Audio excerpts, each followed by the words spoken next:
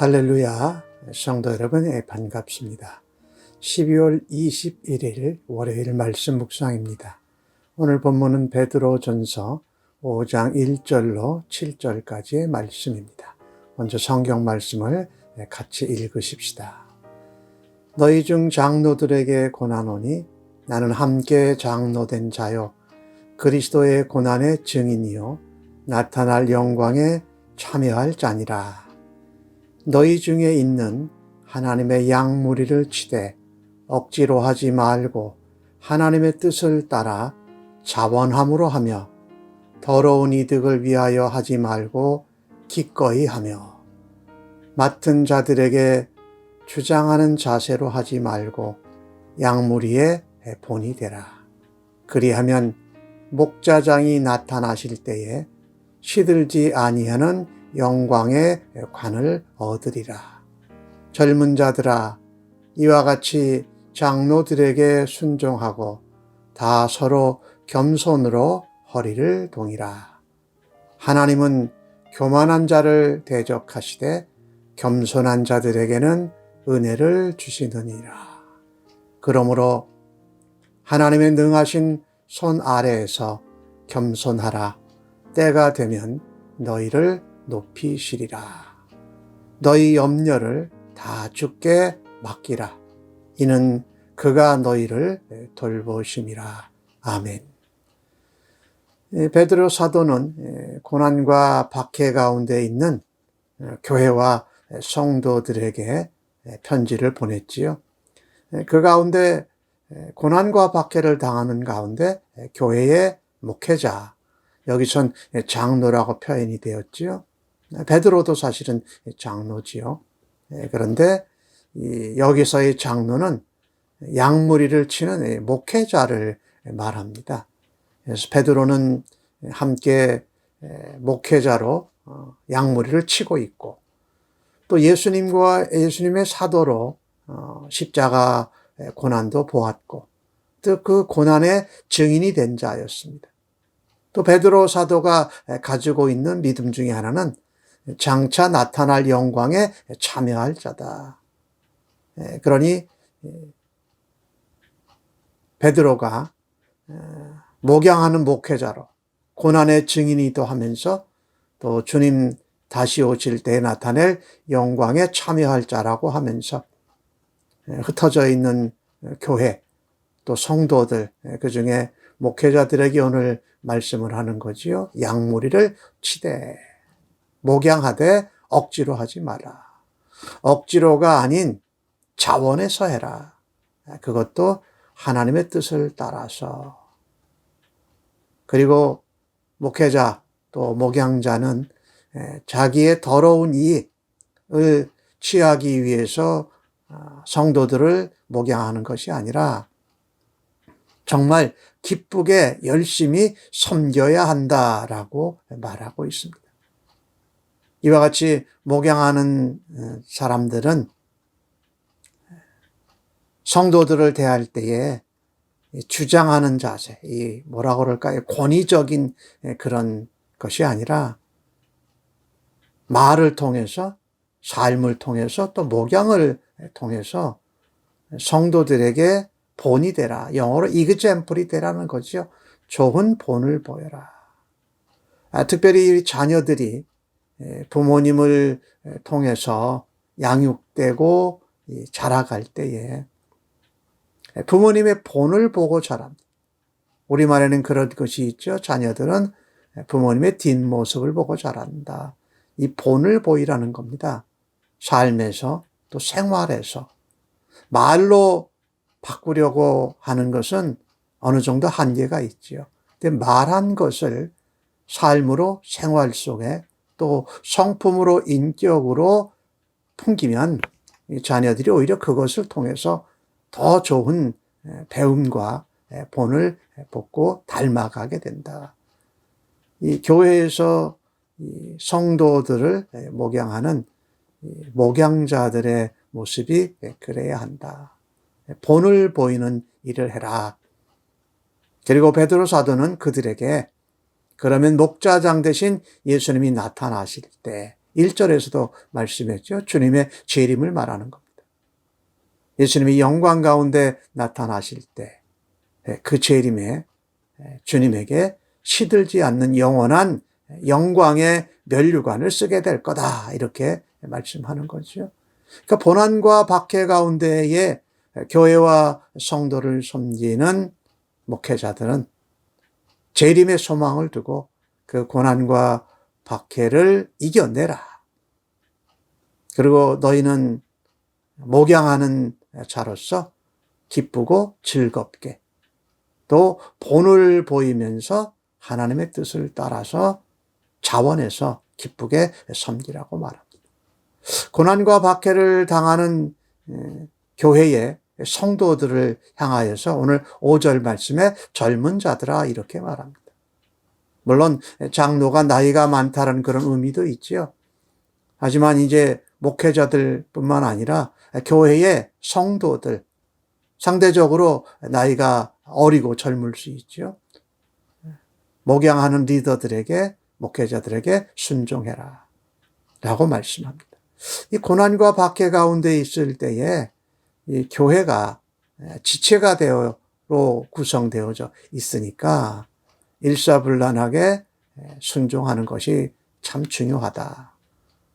그리고 서로 겸손으로 허리를 동이라 이렇게 말하지요. 겸손해라. 순종과 겸손이 목양하는 사람들은 하나님 앞에서 또 성도들은 목양하는 분들과 함께 순종하고 겸손으로 서로 섬기는 것이다.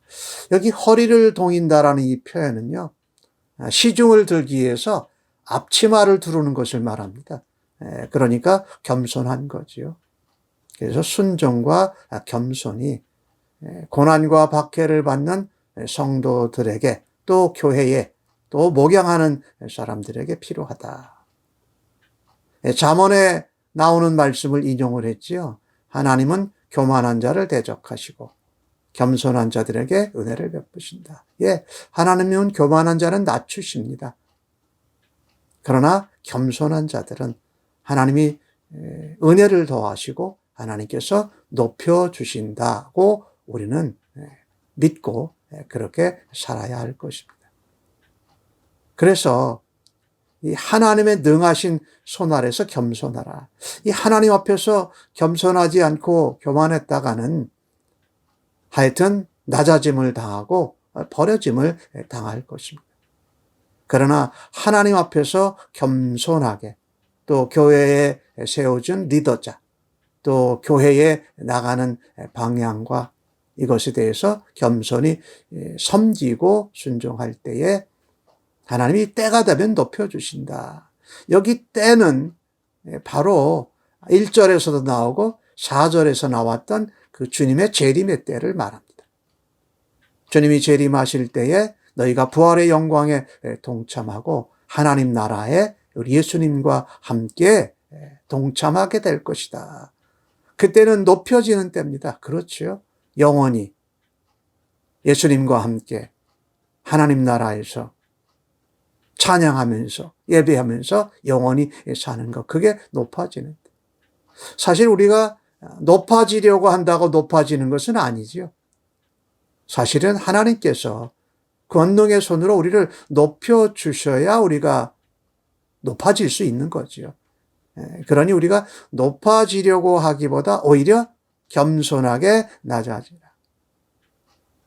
남을 나보다 낮게 여기는 것, 이것이 겸손이지요. 그죠? 그렇고 또한 하나님 앞에서 내가 낮아질 때에 사람들 앞에서도 그들을 높여주고 존중해주고 내가 낮아져서 겸손하게 섬길 수 있다. 그러니 고난과 박해를 받는 이 성도들에게 베드로 사도를 통해서 주시는 말씀은 그겁니다. 재림할 때에 그 영광의 면류관, 그리고 겸손한 자들을 높여주시는 그 영원한 것을 사모하면서 고난과 박해, 핍박과 억울함, 이런 것들을 다 이겨내라는 겁니다. 그런데 그것을 우리가 감당하는 것이 아닙니다. 하나님의 권능의 손에 맡기는 것으로 오늘 7절 말씀은 너희 염려를 다 주께 맡기라 그렇게 말합니다. 악한 자의 핍박, 박해, 그로 인한 내면의 걱정과 고민, 아픔, 어려움 이런 것들을 다 주님께 내어놓으라는 것이지요. 여기 이 맡기라는 표현, 그리고 그러면 우리가 다 주님께 기도하고 우리의 마음을 또 알려드려요.